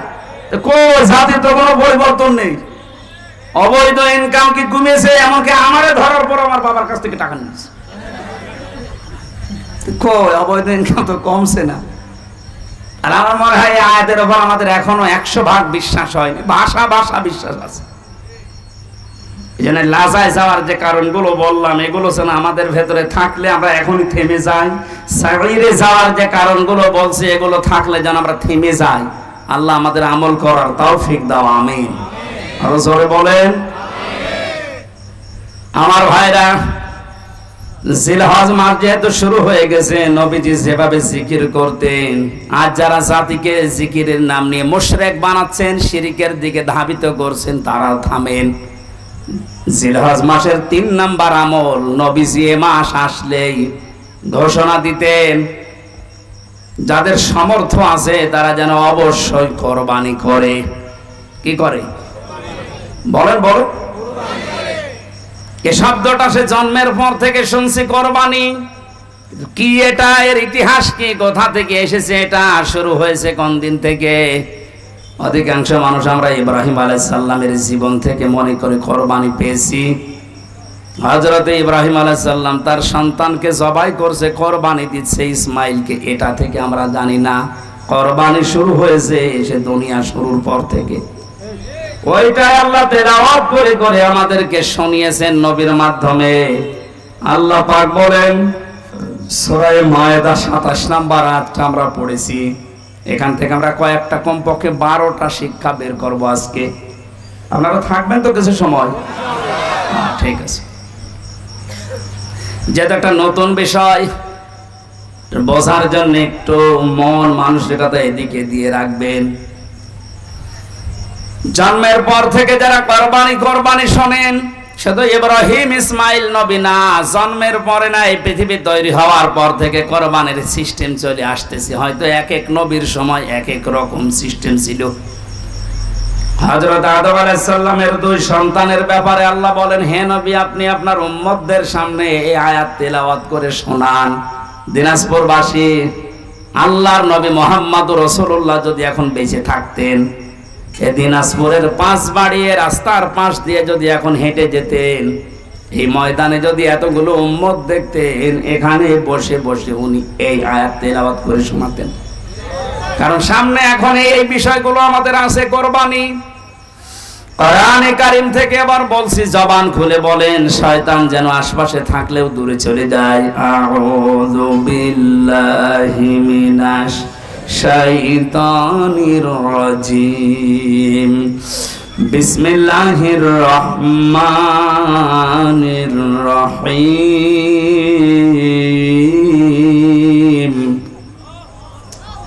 ওয়াতলু আলাইহিম নাবা বনি আদম বিল হক ইলা আখির আয়াত। সূরা মায়েদা। কোন সূরা? বলেন বলেন। মায়েদা মানে দস্তরখানা। মায়েদা মানে কি? 120টা আয়াত আছে, 16টা রুকু আছে। আমরা মাত্র একটা আয়াত 27 নম্বর আয়াতের 1 ভাগ পড়েছি 4 ভাগের। আপনি দেখেন এর ভেতরে কত কথা লুকিয়ে আছে। যদি 1-1.5 ঘন্টা আমি এভাবে বলি, দেখবেন 1-1.5 ঘন্টায় কিছুই হবে না, মনে শুরু হচ্ছে। একটা আয়াতের 4 ভাগের 1 ভাগে যদি এত কথা আল্লাহ লুকিয়ে রাখে, পুরা কোরআনে কত আয়াত আছে, কত কথা আছে, এইটা কিয়ামত পর্যন্ত হায়াত দিলে আপনি শেষ করতে পারবেন না। আর তার কাছে মানুষ আসতে চায় না। নামকরণ যেহেতু বললাম, এর জন্য একটু কথা 2-1 মিনিট বলছি। মায়েদা মানে দস্তরখানা। তামাম পৃথিবী আল্লাহ আমাদের জন্য দস্তরখানা হিসাবে বানিয়ে দিয়েছেন। নবীজি আয়াতের ব্যাখ্যা করতে গিয়ে আমি ফি জিলালিল কোরআনে পেয়েছি, বিশ্বনবী মুহাম্মদুর রাসূলুল্লাহ সাল্লাল্লাহু আলাইহি ওয়াসাল্লাম বলেন, কেউ যদি দস্তরখানা বিছিয়ে খাবার খায়, পড়ে যাওয়া খাবারগুলো যদি কেউ খেতে পারে দস্তরখানায়, তাহলে তার জান্নাতের হুরের মহরানা আদায় হয়ে যায়। এই কথা বুঝলে সুবহানাল্লাহ বলছেন তো। দস্তরখানায় পড়ে যাওয়া খাবার উঠিয়ে খেলে জান্নাতের হুরের দের মোহর আদায় হয়। আপনি এখনো মরেননি, জান্নাত পাবেন কিনা গ্যারান্টিও নেই। অথচ 1500 বছর আগে নবীজি এই কথা আমাদেরকে শুনিয়েছেন যে দস্তরখানায় পড়ে যাওয়া খাবার উঠিয়ে খেলে জান্নাতের হুরের দেন মোহর আদায় হয়। তাহলে আমলটা যদি আজকে থেকে শুরু করি, বিশ্বাস অন্তত করতে পারবো যে আমি আর যাই হোক জান্নাত পাবো। না তো নবীজি কথা বলতেন না। দ্বিতীয় নম্বরে, আমাদের শরীরের ভেতরে 360টা হাড় আছে, জোড়া দেওয়া আছে, জয়েন্ট দেওয়া আছে।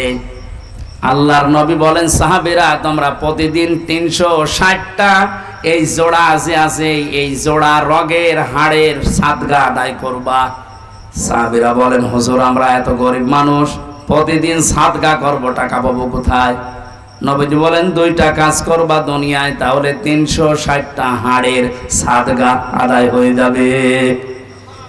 1 নম্বরে, মসজিদে যদি কোনো ময়লা আবর্জনা থুথু লালা এরকম কিছু পড়ে থাকে, কারো উপরে না তাকিয়ে নিজের দায়িত্ব মনে করে ওটা ফেলে দিবা। অথচ এই দায়িত্ব এখন শুধু ইমামের, মুয়াজ্জিনের আর খাদেমের।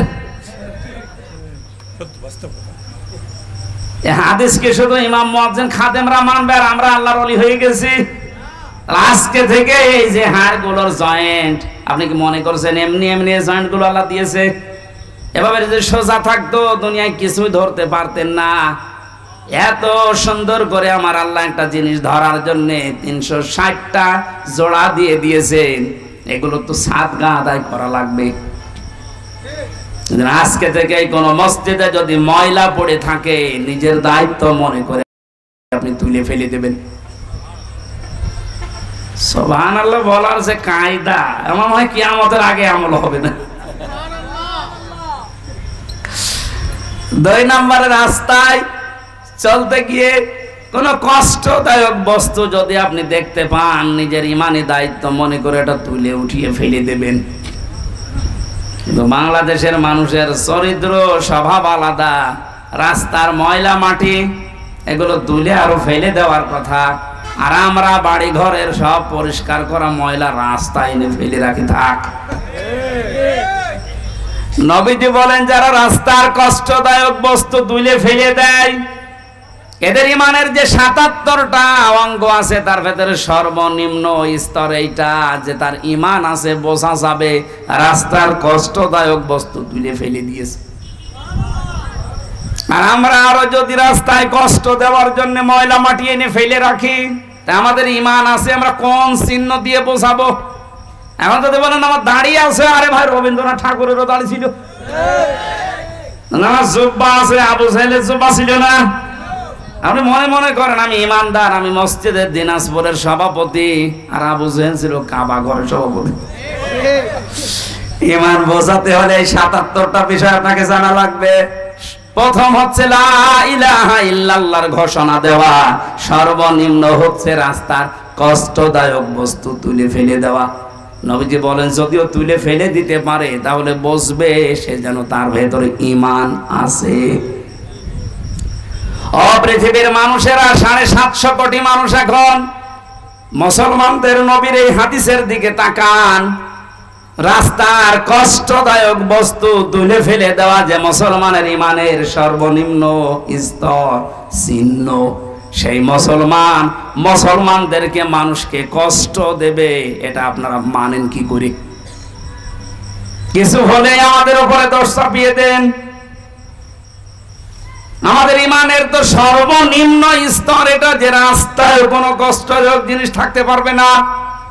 আর আমাদেরকে দুনিয়ায় কষ্টদায়ক যত দুনিয়ায় সব কিছুর মূলে আপনারা আমাদেরকে রেখেছেন, কিছু হলেই আমাদের দোষ। সুতরাং বুঝতে হবে যারা মানুষকে কষ্ট দেওয়ার জন্য কাজ করে এরা নবীর উম্মত, মুসলমান না, এরা অন্য কিছু। সূরা মায়েদার যে নামকরণ শুনলেন এখান থেকে আপনি কি পেলেন বলেন তো? আজকে থেকে আমলটা শুরু করা দরকার। দুনিয়া আল্লাহ মায়েদা দস্তরখানা হিসাবে আমাদের সামনে উপস্থাপন করে দিয়েছেন। দস্তরখানার যেমন বিভিন্ন জায়গায় খাবারগুলো আমার আল্লাহ আমরা সেট করে রাখি, তামাম দুনিয়া মনে হচ্ছে আমাদের জন্য খাবারের একটা প্লেট। কি কথা বলে দেখেন, বাংলাদেশের দিকে তাকান, এক এক এলাকাকে আল্লাহ এক একটা প্লেটে যেমন 4-5 রকমের খাবার দেয়, এই বাংলাদেশটাতেও আমার আল্লাহ এক একটা অঞ্চলকে খাবারের প্লেট ওইভাবে সাজিয়েছে। দিনাজপুরে যেভাবে লিচু হয় আমাদের কুষ্টিয়াতে, মেহেরপুরে, চুয়াডাঙ্গায় আপনি পাবেন না। আমাদের এলাকায় যেটা হয় ওইটা এখানে পাওয়া যাবে না, তামাক। ছাগলেও খায় না, অথচ দিনাজপুরের লোকেরা খায়। কেন এই যে রংপুরে আকিস গ্রুপের, এরপরে লালমনিরহাটে আকিস গ্রুপের যে বিশাল ভান্ডার, এগুলো তৈরি হচ্ছে আপনাদের এলাকায়, তাহলে আপনারা না খেয়ে তো অন্তত ছাড়েন না। বিড়ি ছাড়া খাচ্ছেন, এই বদ অভ্যাসটা আজকে আল্লাহর জন্য বাদ দিয়ে দেবেন। কারা কারা বাদ দিতে পারবেন দেখি? বিড়ি খাওয়া কয়েকটা আছে এখানে, আলহামদুলিল্লাহ আজকের মাহফিল সাকসেস হবে, আপনি ছেড়ে দেবেন ভাই। শুধু দোষ আপনারও দেয় না, আপনার স্ত্রী নেই। সম্মানিত মা বোনেরা যদি এসে থাকেন, আপনার স্বামী যদি বিড়ি খায়, সিগারেট খায়, ওর বিছানা আলাদা করে দিন। ও শয়তান থাকে কোন জায়গায় দেখবো, শেষে যে থাকতে পারবে না, বাধ্য হয়ে ছেড়ে দেবে।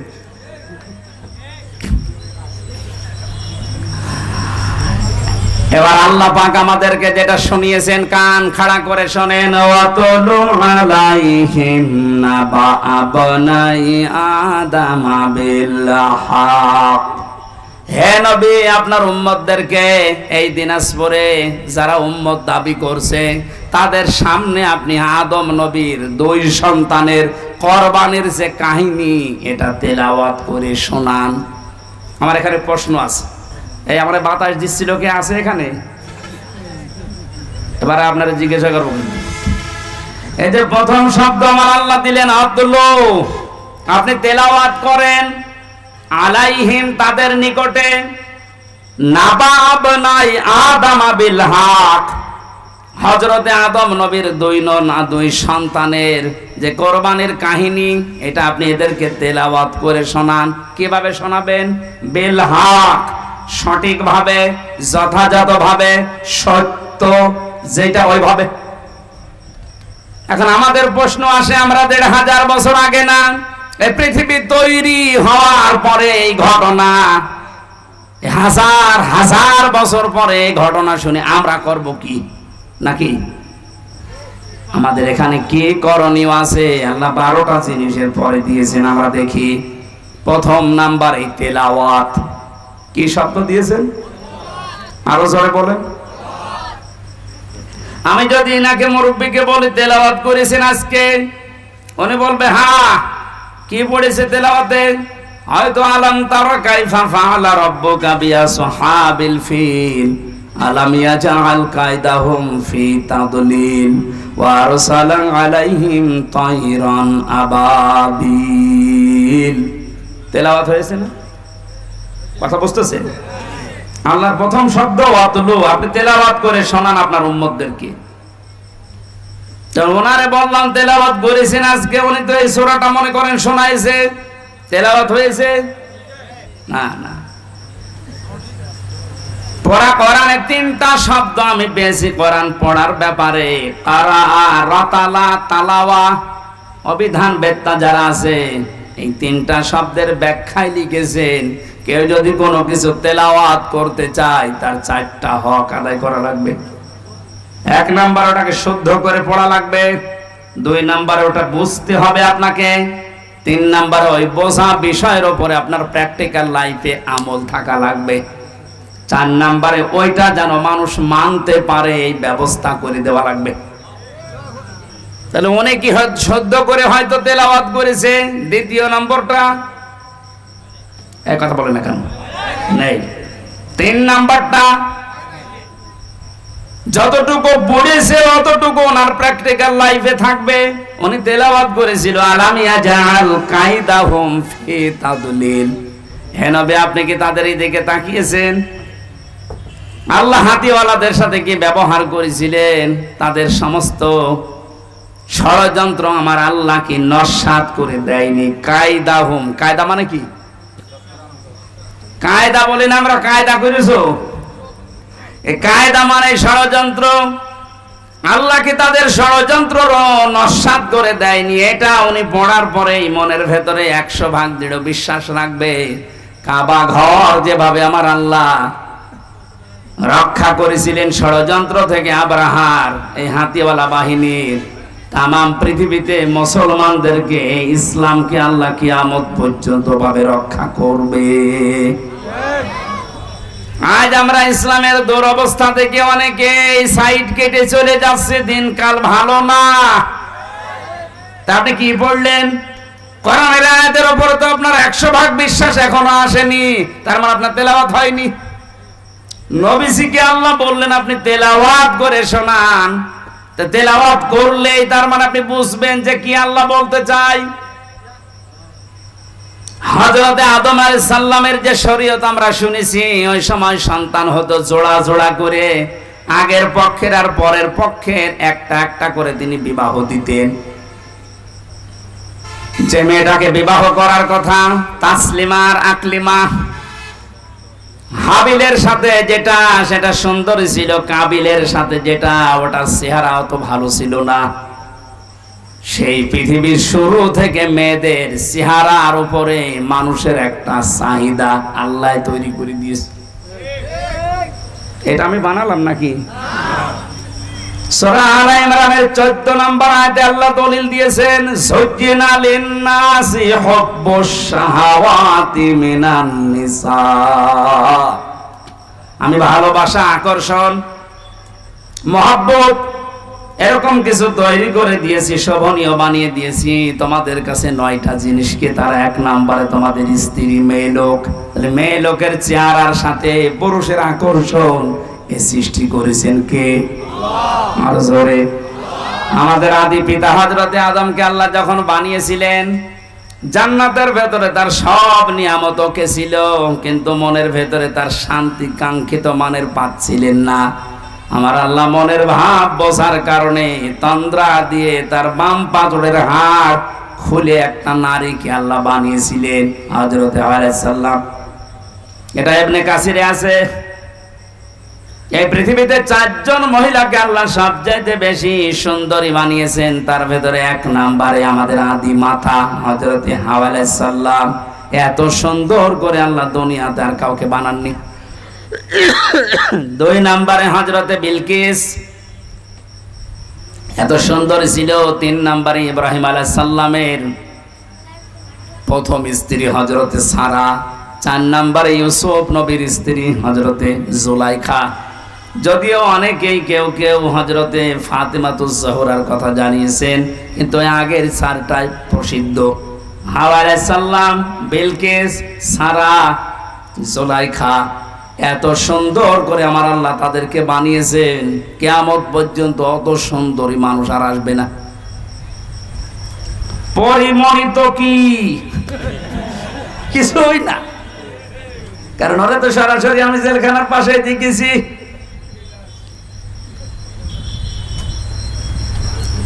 হযরতে হাওয়াকে এত সুন্দর করে আল্লাহ বানিয়েছেন। আদম নবী তন্দ্রা অবস্থায় ছিলেন, ঘুম থেকে উঠেই দেখলেন বাম পাশে কি গো, তিনি ধরতে যাচ্ছিলেন আর তাকিয়েছেন। আল্লাহ পাক আদেশ দিলেন তাকানো যাবে না, ধরাও যাবে না। হযরতে আদম নবী আলাইহিস সালাম বলে, আল্লাহ তাকানো যাবে, ধরা যাবে, কি করলে আপনি সেই কায়দা বলেন। আল্লাহ রাব্বুল আলামিন বলেন, আল্লাহ পাক বলেন তাকানো যাবে, ধরাও যাবে, একটা কাজ করা লাগবে, বিয়ে করা লাগবে। তাহলে এই জায়গা থেকে প্রমাণ হয় কি, বিয়ের আগে যে প্রেম প্রীতি গুলো আছে এগুলো জায়েজ। অনেকে প্রেমিকার মাথায় হাত দিয়ে বলে, আল্লাহর কসম আমি তোর ভুলে যাব না, অথচ পুরাটাই হারাম। বিয়ের আগে আর মাথায় হাত দেওয়া জায়েজ আছে? না কেন? না, এলাকায় প্রেম প্রীতি বন্ধ হয়ে গেছে। প্রেম প্রীতির বন্ধন নামে সিনেমা তৈরি হচ্ছে। আদম নবী আলাইহিস সালামকে আল্লাহ বললেন বিয়ে করতে হবে, উনি বলছে আমি রাজি। এই দেশের যুবক যারা আছে, আমার মনে হয় ওরা যদি পৃথিবীর কোন ফরজের খবর না রাখে, বিয়ে করা ফরজ এটা জানে না। সন্তান যাদের আছে প্রাপ্তবয়স্ক, রিজিকের দিকে আপনি না তাকিয়ে তার বিয়ে দিয়ে দেবেন। বিয়ে করলে যে সমস্ত উপকার গুলো আছে আপনি এগুলো টের পাবেন না। আপনি মনে করছেন না, আজকে একটা ফেসবুকে একটা স্ট্যাটাস দিয়েছে এক মহিলা, বলছে আমি প্রতিষ্ঠিত হব, দরকার হয় বুড়ি হব, তারপরে বিয়ে করব। আল্লাহ যৌবনকে ভোগ করার জন্য যে সময়টুকু দিয়েছেন, এই সময় পার হয়ে গেলে আপনার দিকে তো কেউ তাকাবে না। এই জন্য মেয়েদের শুকরিয়া আদায় করা দরকার পুরুষের এই যৌন চাহিদাকে। এটা আছে বলে আপনি আজ এত দামি।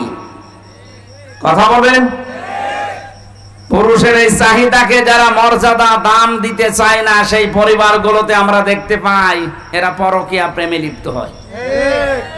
আপনি মুরব্বী মানুষের শুধু বুঝবেন না, পরকীয়া প্রেমে এলাকায় নেই। যারা পরকীয়া প্রেমে লিপ্ত আছেন এখনো পর্যন্ত 3টা ক্ষতি হবে দুনিয়া। 1 নম্বরে চেহারার উজ্জ্বলতা নষ্ট হয়ে যাবে। 2 নম্বরে আপনার রিজিকের বরকত আল্লাহ কমিয়ে দেবে। 3 নম্বরে মরণের সময় আপনি ঈমান পাবেন না, বেঈমান হয়ে মরবেন। নাউজুবিল্লাহ বলে শেষ করে দিচ্ছেন, আর কিছু করবেন না।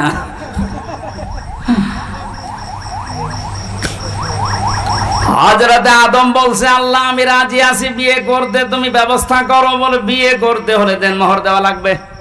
কোথায় পাবো? কিচ্ছু নেই আমার কাছে। আল্লাহ পাক ওই দিন বলেছিলেন, আমার নবী মুহাম্মদুর রাসূলুল্লাহর নামে 10 বার দরুদ পড়ো, ওইটাই দেনমোহর হয়ে যাবে। দেনমোহর শেষ, বিবাহ শাদী শেষ। আল্লাহ রাব্বুল আলামিন হযরত আদম আলাইহিস সালামকে এবার আদেশ দিলেন। এখানে আমি দুইটা শিক্ষা বলবো, আলেম যারা আছেন খেয়াল করেন। অকুলনা ইয়া আদম উসকুন আনতা ওয়া যাওজুকাল জান্নাতা ওয়া কুলা মিনহা রাগাদান হাইসু শি'তুমা ইলা আখির আয়াত সূরা বাকারা। আল্লাহ পাক বলেন, আদম বিয়ে হয়ে গেছে, বউ নিয়ে বাড়ি চলে যাও। জান্নাত আমাদের বাবার বাড়ি। জান্নাত কথা বলেন না কেন? হযরত আদম আলাইহিস সালাম আমাদের বাবা, আদি পিতা, আমাদের পিতার বাড়ি আমাদের বাবার বাড়ি। তার মানে আল্লাহ পাক আমাদেরকে দুনিয়ায় জানাতে চাইলেন, এই পৃথিবীর বান্দা বান্দিরা বিয়ে করার পরে বউ নিয়ে যাওয়া লাগবে বাবার বাড়ি। অথচ কত আল্লাহর ওলি এখানে বসে আছে, ঘর জামাই থাকে। আরে বিয়ে করে বউ বাবার বাড়ি নিয়ে যাওয়ার নিয়ম, আর আপনি শহর থেকে যাচ্ছেন। ঘর জামাই আছেন কারা? হাত তোলেন তো দেখি। একজন নেই। যে দিনাজপুরে এখনো ভালো আছে। আয়াতের 2 নম্বর কথা ছিল, খেয়াল করেন। কোরআনের প্রতিটা শব্দ শিক্ষামূলক। আল্লাহ বলবেন, জান্নাতে যাও, তোমার স্ত্রীকে নিয়ে তোমার বাড়িতে চলে যাও। আনতা ওয়া যাওজুকাল জান্নাতা ওয়া কুলা, এই এক আলিফ টান আছে। ওয়া কুলা, আল্লাহ দ্বিবচন দিলেন কেন? আল্লাহ পাক আনতা ওয়া কুলা দিতে পারতেন না? তুমি তোমার বাড়িতে যে নিজে আগে খাবা, মরণের খাওয়া, এরপরে বউকে খাওয়াবা না। আল্লাহ একবারে কোলা দিয়েছেন, আংটা দেয়নি। আল্লাহ বলেন, যে পরিমাণের খাবার, যে মানের খাবার, যেরকম দামি খাবার তুমি খাবে, ওই মানের খাবার স্ত্রীকে খাওয়ানো লাগবে। আজ নারী পক্ষ, নারী স্বাধীনতা আন্দোলন, নারী বিপ্লব পরিষদ, নারী জোট, 13টা সংগঠনের দেশে মেয়েদের অধিকার আন্দোলনের কাজ করছে। অথচ মেয়েদের সবচাইতে বড় অধিকার আমার আল্লাহ দুনিয়া তৈরি হওয়ার পরে আদম আলাইহিস সালামকে, হাওয়া আলাইহিস সালামকে দিয়ে দিয়েছে। কেন? তিনি জান্নাতের ভেতরে বলতে পারতেন না, আদম তোমার বাড়ি যেহেতু মরণের খাওয়া খাও, স্ত্রীকে যতটুকু পারো দাও, না পারো না দাও, বলতে পারতেন না?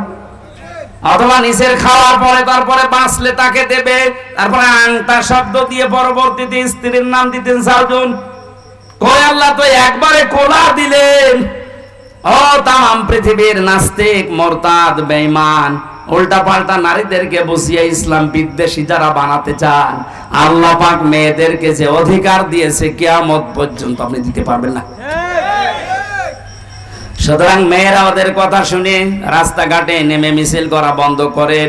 ওরা আপনাদেরকে ভোগের বস্তু বানাতে চায়, আর আল্লাহ পাক আপনাকে এই পৃথিবীর ময়দানে দামি বস্তু বানাতে চায়। তাহলে আমাদের উচিত হচ্ছে, আদম আলাইহিস সালাম আমাদের জাতির পিতা, জান্নাতে যাবার পরে আল্লাহ বললেন, সাবধান, নিজে খাবে, স্ত্রীকেও খাওয়াবে, ওই মানের পোশাক, ওই মানের খাবার। হাইসো সে তোমা, এদিকে তাকান, হাইসো সে তোমা, যেখানে ইচ্ছা যাবে, যা ইচ্ছা খাবে। তাহলে আয়াত দিয়ে প্রমাণ হয় স্ত্রীকে সাথে নিয়ে বেড়াতে যাওয়া, ঘুরতে যাওয়া, বিভিন্ন জায়গায় যাওয়া জায়েজ আছে। হ্যাঁ, জায়েজ আছে বলে আল্লাহ শেষ করে দেয়নি। ওয়ালা তাকরাবা, সাবধান, নিকটে যাবা না। হাদিহি শাজারা, এই গাছের নিকটে। কোন গাছ? না, এখানে অনেকে এই গন্ধম গাছ মনে করে।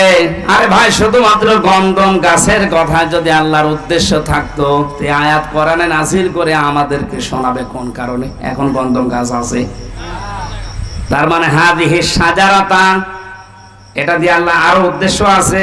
যদিও গন্ধম গাছ, এর ভেতরে কয়েকটা অর্থ আমি পেয়েছি তাফসিরে, হাক্কানির ভেতরে পাবেন।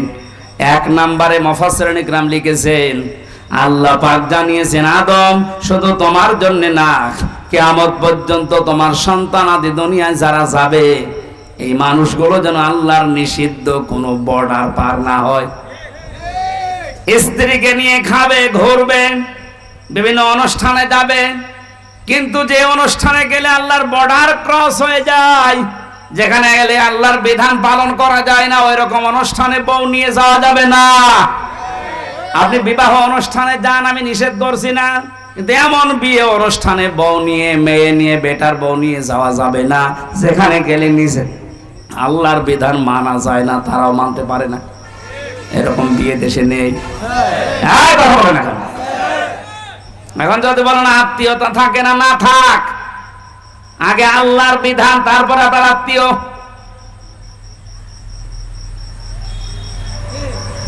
বিশ্ব নবীকে আল্লাহ জানাতে বলেছেন, নবী আপনি জানান লা তাআতা লিমাখলুকিন ইল্লা বিমাসিয়াতিল খালিক। এই পৃথিবীর ময়দানে আল্লাহ এবং রাসূলের অবাধ্য হয়ে যায় এমন কোন কাজ দুনিয়ায় কারো জন্য করা যাবে না। এটা যদি বিয়ায় না থাকে, না থাক, কারণ যে বিয়ায় জাহান্নামে নিয়ে যাওয়ার কারণ হয়ে দাঁড়াবে, ওইরকম বিয়ায় থাকার চাইতে না থাকা ভালো। তাহলে আয়াত থেকে যে কয়টা শিক্ষা পেয়েছেন, প্রথম শিক্ষা কি? বিয়ে করে বউ বাবার বাড়ি নিয়ে যাওয়া লাগবে। 2 নম্বরে যা খাবেন, যে মানের খাবার, ওই মানের খাবার তাদেরকে দেওয়া লাগবে। এক কথা বলেন না কেন? যেই মানের ঘরে থাকেন ওই রকম মানের ঘর তাদের ব্যবস্থা করা লাগবে। যেই মানের কাপড় আপনি পরেন ওই মানের কাপড়ের ব্যবস্থা তাদের করা লাগবে। এরপরে তাকে নিয়ে মাঝে মাঝে ঘুরতে যাওয়া, আনন্দ করা, কিন্তু এমন জায়গায় ঘোরা যাবে না, এমন অনুষ্ঠানে যাওয়া যাবে না যেখানে গেলে আল্লাহর বিধান মানা যায় না। আজ বাংলাদেশে এমন এমন দিবস নাম দিয়ে চালাচ্ছে যে দিবসে গেলে ঈমানও যায়, আমলও যায়। নাম দিয়েছে শিশু মেলা, শিশু নেই, শুধু শিশুর খালারা আর মামারা, আর ওখানে গেলেই শুধু অ্যাক্সিডেন্ট হয়। এই কথা বলেন না কেন? এরকম অ্যাক্সিডেন্টের মেলা নেই, নাম দিয়ে শিশু মেলা, শিশু খুঁজে পাওয়া যাচ্ছে না, খালি শিশু খালারা আর মামারা।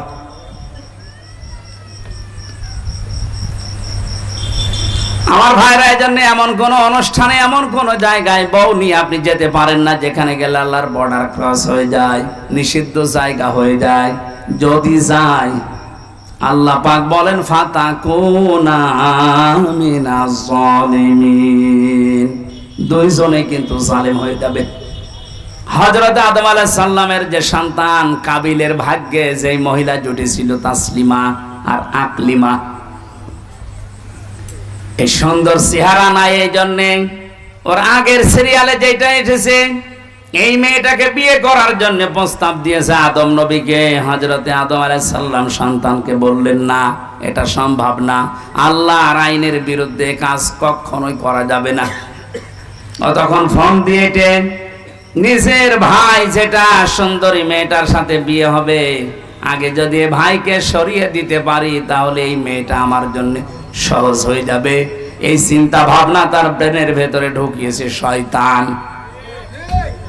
আল্লাহ পাক বলেন যে করবানান ফাতুকবিলা মিন আহাদিহিমা ওয়া লাম ইউতাকাব্বাল মিনাল আখার।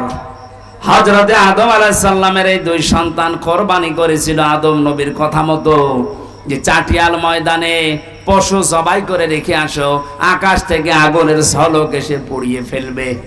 ওই জামানার কোরবানি ছিল এইটা, কথা বুঝতেছে?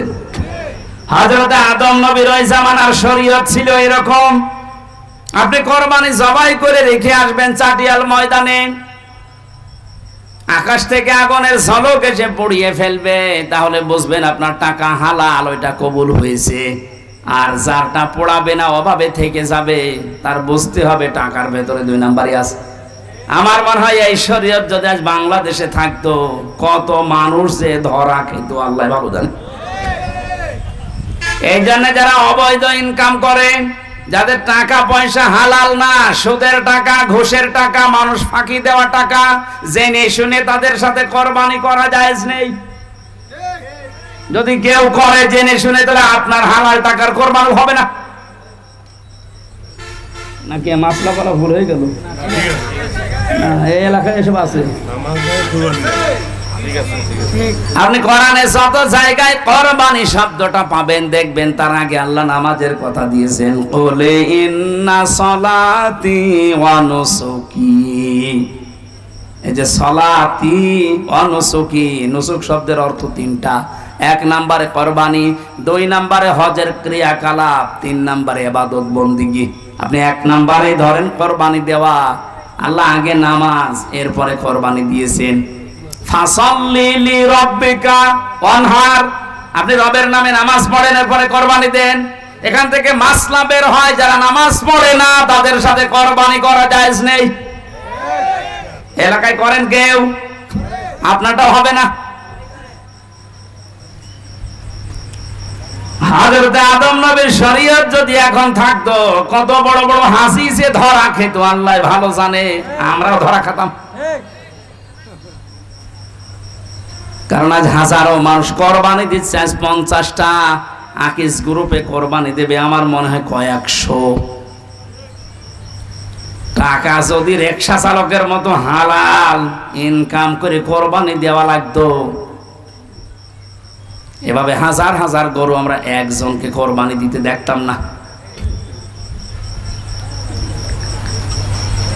চাটিয়াল ময়দানে রেখে আসার কারণে যখন কবুল হয়নি, ওকে শয়তান তখন ধোঁকা দিয়েছে, পথের এই কাঁটা, এই ভাই এটাই সরিয়ে ফেল, তাহলে সুন্দরী মেয়েকে তুই পেয়ে যাবি।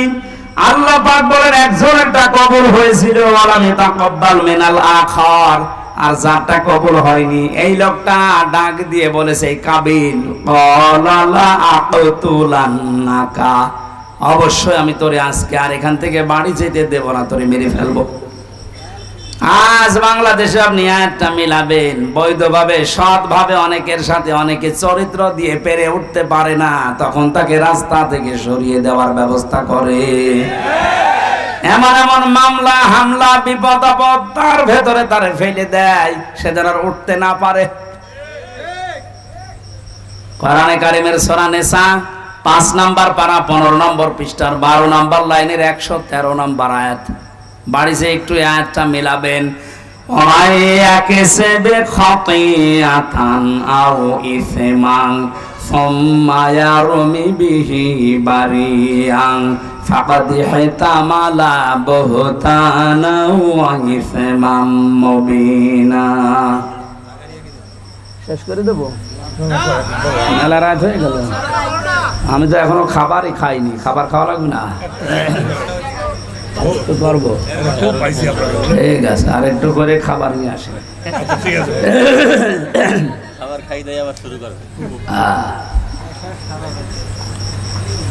সূরা নিসার আয়াতের বর্ণনা বলছি।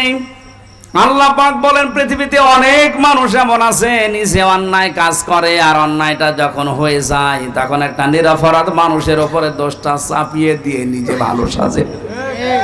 এ যেন প্রকাশ্য পাপের বোঝা বহন করে নিয়ে বেড়াচ্ছে, বলেন নাউজুবিল্লাহ। ও পৃথিবীর মুসলমানেরা, আল্লাহ যদি চর্মচোখে পাপের বোঝা দেখার মতো সুযোগ আমাদেরকে দিত, এদেশে আজ হাজারো ভদ্রলোক নামে যারা, এরা রাস্তায় বের হতে পারতো না। বিনা কারণে একটা মানুষের উপরে দোষটা আপনি চাপিয়ে দিলেন, অথচ লোকটা ও বিষয় কিছু জানেই না। কথা বলেন না কেন? আল্লাহ তুমি আমাদেরকে বোঝার মতো রকম ঈমান এবং যোগ্যতা দান করো, বলেন আমিন। জীবন চলে যাবে, নিরপরাধ কোন মানুষকে আমরা যেন না ফাঁসাই। আপনি ওরে ফাঁসিয়ে ওর ক্ষতি করতে পারেননি, নিজে পাপের বোঝা আপনি বহন করে নিয়ে বেড়াচ্ছেন। হয়তো আজ আমাদের ওই চোখ নেই, তা আমরা দেখতে পাচ্ছি না। সাদা ধুতি পরে সুন্দরভাবে গোসল করে গোপ দাড়ি কেটে একেবারে ফেরেশতার মতো লাগতেছে আপনাকে। আপনি যে কাজ করিয়ে এসেছেন, এটা যদি সত্যি শরীরে লেখা থাকতো, আল্লাহ শুধু সাত্তার নামের ওসিলায় আপনার শরীরে এই গোনাটা লিখে দেয়নি। উনি যদি তার নাম না নিত তাহলে আমরা যে যে অপরাধ করি ওইটা আমাদের শরীরের বিভিন্ন জায়গায় লেখা থাকতো, রাস্তায় বের হওয়া যেত। দিনাজপুর বাসে যখন ওটা কবুল হয়নি তখন হাত বাড়িয়েছে, আমি তোকে মেরে ফেলবো। যাকে মেরে ফেলার জন্য হুমকি দিয়েছে হযরতে আদম নবীর সন্তান হাবিল, এ কিন্তু আর হাত উত্তোলন করেনি মেরে ফেলার জন্য, তিনি একটা কথা শুনিয়েছিলেন ভাইকে। আজ আমরা যারা একামতে দিনের সাথে আছি, এদেশে ইসলাম কায়েম হোক, এই নেশা এই পেশা নিয়ে ঘুরি, তাদের ওই একই কথা। এত অত্যাচার, এত জুলুম, এত নির্যাতন সহ্য করার পরও আমরা পাল্টা আক্রমণ করি না। আমরা আদম নবীর সন্তান হাবিলের মতো এই কথাই বলি, ক্বালা ইন্নামা ইয়াতাকাব্বালুল্লাহু মিনাল মুত্তাকিন। হে ভাই কাবিল, তোমারটা কবুল হয়নি, এজন্য তুমি আমাকে মেরে ফেলতে চাও।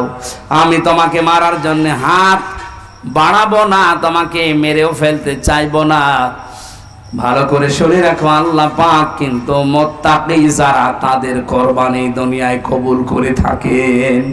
এই আয়াত দিয়ে প্রমাণ হয় সামনে কুরবানি কবুল হবে শুধু বাংলাদেশে তাদের, যে মানুষগুলো দুনিয়ায় মুত্তাকি। মুত্তাকি কি? আল্লাহকে ভয় করে, এই কথা আমরা সবাই জানি। মুত্তাকি না, পৃথিবীতে মুত্তাকি হওয়ার জন্য সবচাইতে সুন্দর যে সংজ্ঞাটা আমার ব্রেনে এসেছে, আমি দেখতে পেয়েছি, পৃথিবীতে যেখানে যার যেই দায়িত্ব, ওই দায়িত্বটা সঠিকভাবে পালন করার নাম হচ্ছে মুত্তাকি। এটা আজ বাংলাদেশের মানুষ যদি বুঝে ফেলতো, এদেশের কুরবানি সবারটা কবুল হয়ে যেত। যে যেখানে আসি ওই জায়গায় আমার দায়িত্ব কি আমি পালন করব। দুনিয়ায় একদিকে চলে গেল আমি পালন করব। এখানে আমি যখন বসি, এই চেয়ারটা আমার জন্য একটা আমানত। এটা কি কি হবে কি হবে না ওদিকে ভাবার সময় কোরআনপন্থী লোকদের থাকে না, কারণ আমি মুত্তাকি, আমার এই দায়িত্ব এই আমানত আমি পালন করবই। আজ 48,000-এর উপরে পীর এই দেশে, লক্ষ লক্ষ আলেমেরা, আজকে যদি এই দায়িত্বটা সত্যি পালন করতে পারতাম, আমার মনে হয় এই দেশে অবৈধ কাজ করার পরে মানুষের একটু অনুশোচনা হলেও আসতো। শুধু জুলুম করার কারণে যারা দায়িত্বে আছে ওরাই আল্লাহর দরবারে দাঁড়াবে মনে করছেন। এই দেশের হাজার হাজার আলেম, হাজার হাজার মসজিদের ইমাম, খতিব, বক্তা, এরা আল্লাহর দরবারে আসামির কাঠ ঘোড়ায় দাঁড়ানো লাগবে। ধোঁকা দিয়ে বোকা বানিয়ে আপনি জাতিকে পাগল করতে পারেন, আল্লাহ পাগল হবে?